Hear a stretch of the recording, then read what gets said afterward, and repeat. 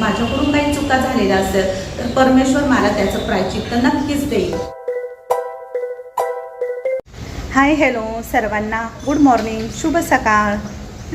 चला, आजचा दिवस खूप छान आहे कारण सकाळपासून थोडीशी पावसाची रिमझिम पण चालू होती, रात्री पण पाऊस झाला आणि आता पावसाळ्याचं वातावरण आहे तर खूप भारी वाटतंय. वरती आल्यानंतर ही जी ग्रीनरी बघितली ना तर खूप असं मनाला प्रसन्न वाटतं. मला आहे ना झाडं, सजीव झाडं खूप आवडतात आणि इथे राहुलच्या गॅलरीमध्ये पण मी भरपूर छान छान मस्त छोटे छोटे रोप आणणार आहे. काही ग्रीनरी देणारे, काही फुलं देणारे, जे काही शुभ झाडं असतात जे आपण घरामध्ये लावतो तर त्यामुळे एक वेगळ्याच प्रकारची पॉझिटिव्हिटी मिळते आपल्याला. तर म्हटलं आता पावसाळा सुरूच झाला आहे तर नर्सरीमध्ये पण छान हिरवीगार झाडं असतात तर एक दिवस जाऊन आणेल, पण अजून घराचं काम थोडंसं बाकी आहे. तरी जवळपास मला वाटतं 15 दिवस तरी लागतील मला वरती सेटल व्हायला, म्हणजे वरती राहायला यायला, कारण खूप सारं काम थोडं थोडं बाकीच आहे. आता वरचं उद्या परवापर्यंत हे टाईल्स वगैरे लावण्याचं काम संपूर्ण होईल. त्यानंतर मग जिना क्लिअर करतील, नंतर मग 4-5 दिवस कलरिंगला जाईल आणि नंतर मग बघू आता घराची पूजा वगैरे करायची. तर ते सर्व काही तुम्हाला पुढे सांगेलच मी. तर चला आता छान वाटते मस्त काही, तर तुमच्याशी म्हटलं थोड्याशा गप्पा मारू. कालचा जो वटपौर्णिमेचा व्हिडिओ होता सर्वच ताईंनी बघितला असेल, ज्यांनी बघितला नाही त्यांनी पुन्हा एकदा बघा. तर काल आमच्या दोघींचा मायलेकींचा लुक पण तुम्हाला फार आवडला आणि सर्वच ताईंनी खूप छान छान मस्त कमेंट्स केल्या की खूप छान दिसता येत आहे आणि हिरव्या रंगाच्या साडीवर प्रत्येक स्त्रीचं रूप हे खुलूनच दिसतं.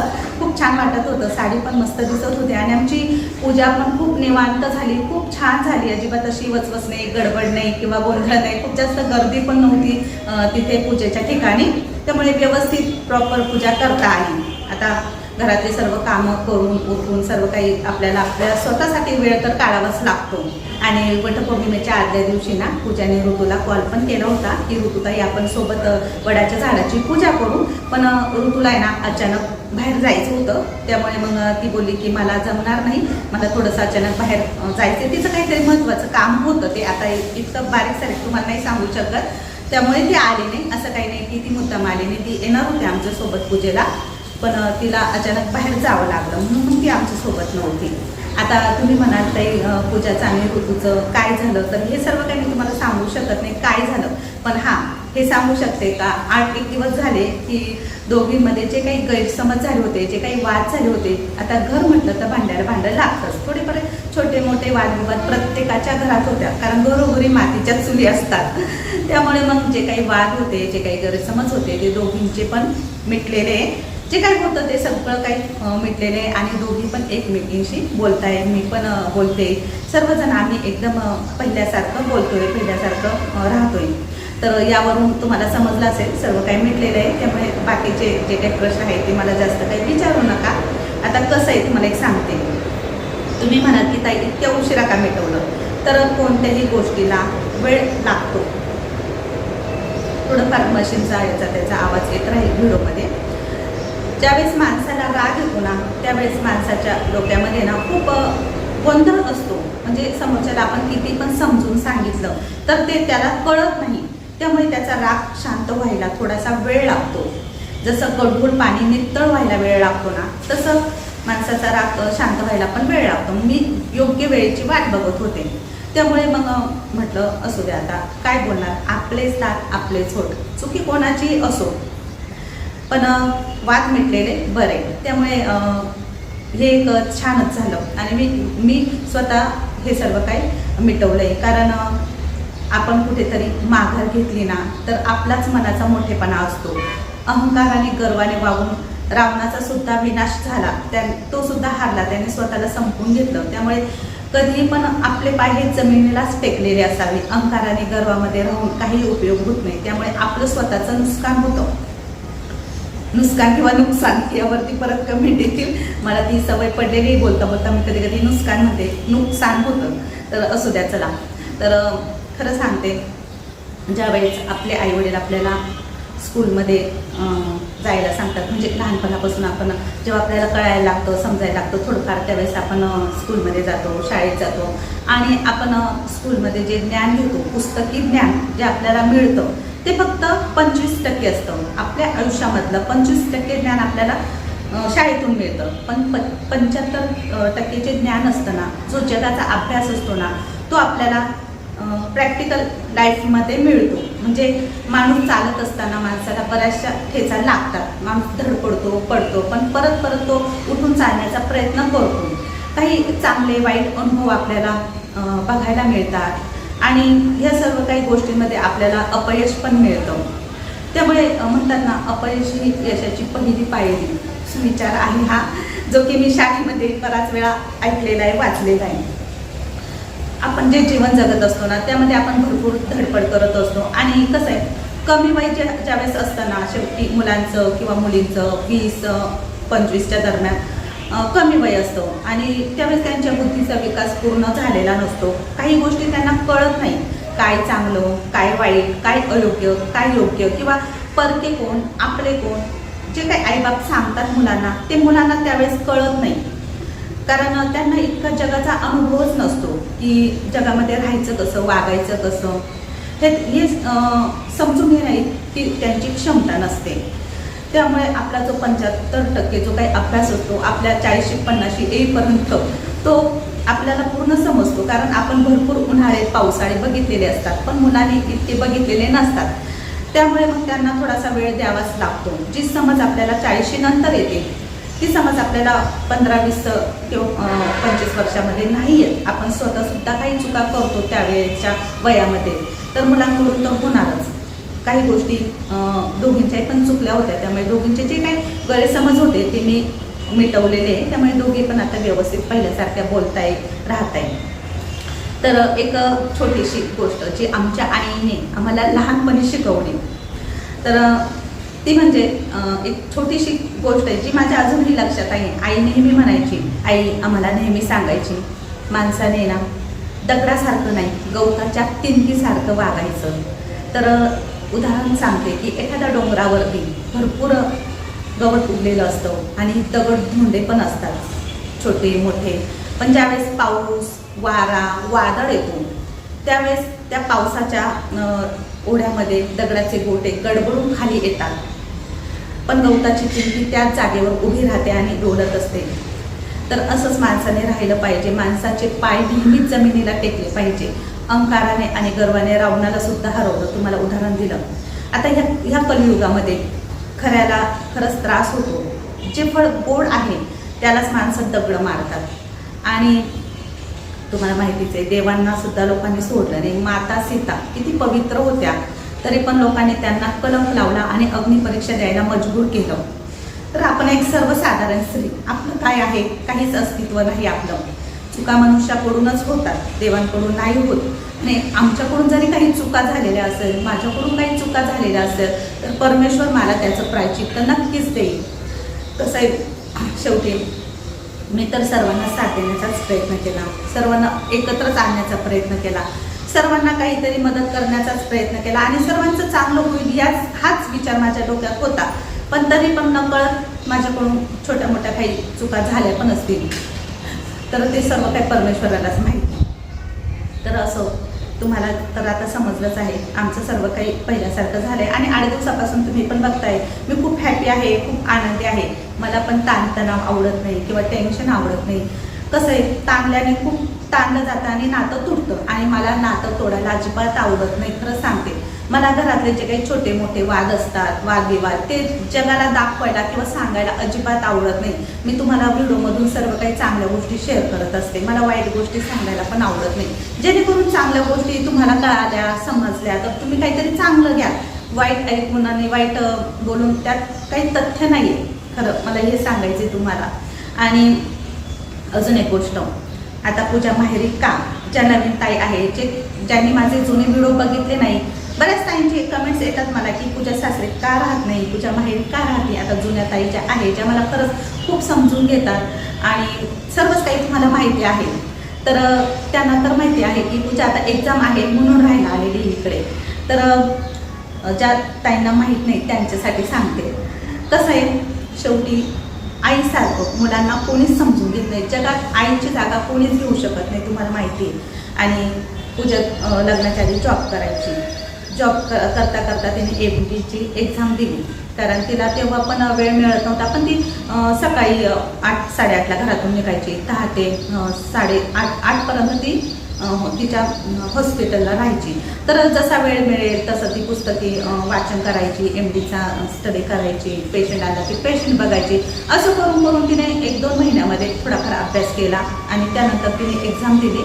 एक्झाममध्ये ती पास झाली, MDला तिचं ॲडमिशन झालं. पण त्यानंतर मग लग्न झालं. लग्न झाल्यानंतर आता तुम्ही बघितलं लग्नाचे व्हिडिओ, पण लग्नाच्या ट्रेंडमध्ये पण तिला शॉपिंग हे ते लग्न महत्त्वाचं असतं, कारण आयुष्यामध्ये लग्न म्हणजे आपल्या सर्वांसाठी खूप एक आनंदाची गोष्टच असते. म्हणजे आपण म्हणजे आपलं सर्वच काही बदलतं असं समजा. आई वडिलांच्या घरी आपण जसे राहतो, लग्न झाल्यानंतर एका दिवसामध्ये आपलं सर्व बदलतं. आपल्यावर खूप साऱ्या जबाबदाऱ्या येतात, खूप सारं कर्तव्य आपल्याला पार पाडावी लागतात. सर्वांचं आवडीनिवडी बघावं लागतात, सर्वांची देखरेख करावी लागते, सर्वांची सेवा करावी लागते. आई वडिलांच्या घरी असं काही नसतं. तर लग्नानंतर मग पूजाला जास्त काही अभ्यासाला वेळ मिळत नव्हता. घरातली कामं, पाहुण्यांचं येणं जाणं, घरात छोटी मोठी कार्यक्रम, फंक्शन असं सर्व काही होता तिचा काही स्टडी झाला नाही. त्यानंतर एक महिन्यानंतरच ती प्रेग्नंट राहिली लग्नानंतर. तर प्रेग्नेन्सीमध्ये पण नंतर मग तिला खूप प्रॉब्लेम आले. 2-3 महिने तर सर्वांनाच त्रास होतो आणि त्यानंतर मग तिला बेड रेस्ट दिला. त्यानंतर तिला तिचा जॉब पण सोडावा लागला आणि घरी थांबावं लागला. तर घरी थांबणं, सासरे राहणं म्हणजे दिवसभर रात्रभर माणूस एकाच ठिकाणी बसून नाही राहत. 4 कामं असतात घरामध्ये, कुठे काही येणं जाणं असतं, बऱ्याचशा गोष्टी असतात. आता तुम्ही पण एक गृहिणी आहात, तुम्ही समजून घेऊ शकता. आणि त्यानंतर मग तिला MDचा अभ्यास करायलाच वेळ मिळाला नाही प्रेग्नेन्सीमध्ये. त्यानंतर डिलिव्हरी झाली. डिलिव्हरीमध्ये पण आता बाळ जास्त महत्त्वाचं असतं. कोणत्याही आईला स्वतःचं बाळ जास्त महत्त्वाचं असतं. त्यामुळे तिने बाळाची खूप काळजी घेतली. आता 6 महिन्याची होईपर्यंतच मी तिला इथे ठेवलं. खरं तर पूजाला आराम अजिबात मिळाला नाही, कारण दिवाळीच्या आधी ती आमच्याकडे आली होती. दिवाळीमध्ये तुम्ही बघितलं आमची खूप धावपळ होती, खूप टेन्शन होतं. फराळाच्या सर्व काही ऑर्डर्स वगैरे आणि आमच्या घेण्या देण्याच्या चालू होत्या. तर तुम्हाला सांगते, डिलिव्हरी होईपर्यंत पूजा अशी उभीच्या उभी होती. तिने कधीही आराम केला नाही. आम्हाला लाडू पॅकिंग करायला सुद्धा ती बसल्या बसल्या मदत करायची किंवा स्वयंपाक करायची आमचा, कारण मला स्वयंपाक करायला सुद्धा इतका वेळ मिळत नव्हता. ऑर्डरचा इतका लोड आलेला होता. आता ह्या सर्व गोष्टी सांगण्यात काही मजा नाही, तो मुद्दा आहे तो मी बोलते. तर त्यानंतर तिची डिलिव्हरी झाली. दिवाळीच्या पिरियडमध्ये धनत्रयोदशीला आपल्या धन्वीचा जन्म झाला आणि त्यानंतर मग तिच्यासाठी तिचं बाळ महत्त्वाचं. बाळ असल्यानंतर काय अभ्यास करणार ती मुलीचा. तिथून पुढे मग ती तिकडे कॉलेजमध्ये टीचर लोक तिला मॅसेज करायचे, कॉल करायचे. काही एक्झाम असेल किंवा काही सबमिशन वगैरे बाकी असेल तर तिला सांगायचे. त्यावेळेस तिने बाळाचं कारण देऊन, प्रेग्नेन्सीचं कारण देऊन कसं तरी ते वर्ष ढकललं आणि तिचा अजिबातही स्टडी झालेला नव्हता. वर्षभर खरंच झाला नाही. आता मे महिन्यात पण प्रिलिमची एक्झाम होती, ती सुद्धा द्यायला तिला वेळ मिळाला नाही बाळामुळं, कारण इतकं छोटंसं बाळ अजून अंगावरती काही. त्यामुळे तिला त्यावेळेस एक्झाम द्यायलाही जमलं नाही. आता पुन्हा तिला ती एक्झाम द्यायची स्वतःला. तर 6 तारखेला तिला बोलवलेलं आहे जालन्याला. तर तिला एक्झाम पण प्रिलिमची द्यायची. त्यानंतर फायनल एक्झामची तयारी चालू आहे तिची. आणि वर्षभर जी मुलगी अभ्यास करू शकली नाही, तिला थोडा तरी निवांत वेळ पाहिजे ना स्टडी करायला, अभ्यास करायला. सासरी राहून तिचा अभ्यास इतका होणार नव्हता. त्यामुळे तिच्या घरचे पण चांगले समजदार आहे. तिच्या सासूबाई, तिचे मिस्टर पण बोले, डिलिव्हरीनंतर तुला आईच्या घरी जास्त राहायला जमलं नाही किंवा राहायला भेटलं नाही, कारण त्यावेळेस मलाच त्रास होत होता थोडाफार. मी ॲडमिट झाली होती नाशिकला, माझी तब्येत बरी नव्हती, तर तिच्याकडे मी लक्ष कसं द्यायचं. त्यामुळे मग मीच तेव्हा विचार केला की इथे राहून तुझा काही आराम होणार नाही, तू तुझ्या घरी आराम करशील आणि तिथे राहशील. म्हणून मीच तिला लवकर तुझ्या घरी पाठवलं. आणि आता तिची एक्झाम आहे तर तिच्या घरचेच बोलले होते की ठीक आहे, तेव्हा पूजाला राहता नाही आलं 2-3 महिने. बऱ्याच ताई बोलल्या होत्या की 4 महिने ठेवा, 5 महिने ठेवा, आमच्याही मुली इतक्या लवकर गेल्या नाही, तुम्ही पूजाला खूप लवकर पाठवलं. पण परिस्थिती पुढे आपल्या नावीलाज होता खरं सांगायचं तर. त्यामुळे मग पूजाला मी त्यावेळेस पाठवलं आणि घराचं काम पण माझं चालू होतं, त्यामुळे खूप टेन्शन होतं माझ्या डोक्याला पण मग आता थोडंसं पुढे माझं थोडंफार व्यवस्थित झालं. आणि नंतर मग तिची एक्झाम होती तर तिची सासू आणि तिचे मिस्टर बोलले की ठीक आहे, त्यावेळेस तुला राहायला नाही मिळालं, पण तुला आता स्टडी करायचं आहे तर तू तुझ्या अभ्यासावर लक्ष दे, कारण वर्षभर तिचा स्टडी झालेलाच नव्हता. म्हणून आता ती वर्षभरचा स्टडी फक्त 2-3 महिन्यात पूर्ण करणार. त्याच्यासाठी तिला वेळ द्यावाच लागणार, निवांत कुठेतरी अभ्यास करावा लागणार. म्हणून मग मी तिला बोलली की ठीक आहे, इकडे म्हणून ती इकडे आली. असं काही नाही की भांडण झालंय म्हणून आली. पूजाने आतापर्यंत खूप काही गोष्टींना तोंड दिलेलं आहे आणि भांडण करून आईबापांच्या घरी येऊन राहणारी मुलगी नाही आहे ती. खरं तर तिला अभ्यास करायचा होता आणि काही गोष्टींचं टेन्शन होतं डोक्यामध्ये, त्यामुळे तिला तिथं अभ्यास करायला जमलं नसतं. कितीही म्हटलं तर तुम्ही म्हणाल की सासरे राहून पण तिचा अभ्यास झाला असता, पण नाही. शेवटी सासरे आईचं ताट पुढं आलं ना तर दडपण येतं. आईच्या घरी आईचं जेवण मिळालं तर आपण आनंदाने ते खातो, असं असतं. किती म्हणा फरक पडतो सासरचा आणि आईच्या घरचा. त्यामुळे ती इथं निवांत राहते, मनमोकळ्याने राहते. तिला मी जास्त काम पण करू देत नाही. तिला एकच सांगितलं पाहिजे तुझा अभ्यास कर. आता धन्विक पण 2-3 तास तिच्याशिवाय राहतो. फक्त त्याला भूक लागली की आम्ही तिच्या जवळ देतो ना, आणि दिवसभर धन्विकला आम्ही सांभाळतो आणि तिच्या घरचे पण घेऊन जातात. तिकडे पण तो राहतो. असं काही नाही की तो इकडे राहतो, तिकडेही जातो, इकडेही राहतो, बहिणीच्या घरी पण राहतो आणि इथे आमच्या आजूबाजूचे मुलं पण त्याला खेळवतात. इथे पण राहतो जवळपास, त्याचा काही त्रास नाही. त्यामुळे ती निवांत होऊन अभ्यास करू शकते. म्हणून ती माझ्याकडे आहे. आता 17 जुलैला आहे ना तिची एक्झाम आहे, फायनल एक्झाम, आणि 6 तारखेला तिला जायची जाण्याला प्रिलिमची एक्झाम द्यायला. कारण ते बोलले की ती एक्झाम दिल्याशिवाय तुला फायनलला आम्ही बसू देणार नाही.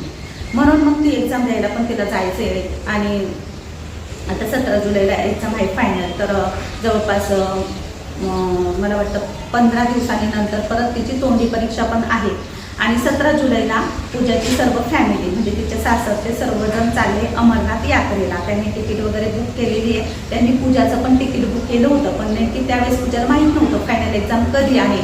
त्यामुळे तिचं तिकीट कॅन्सल केलं, कारण 17 तारखेलाच त्यांनी बुकिंग केली, निघण्याची तयारी करणार आहे ते, आणि त्याच तारखेला पूजाची एक्झाम आहे. म्हणून पूजाचं तिकीट कॅन्सल केलं. नाहीतर तिच्या मिस्टरांनी तिचं पण तिकीट काढलं होतं. हेलिकॉप्टरने वगैरे तिला सोडणार होते दर्शनाला, बाळाला सांभाळणार होते ते खाली, असं करून ते मॅनेज करणार होते.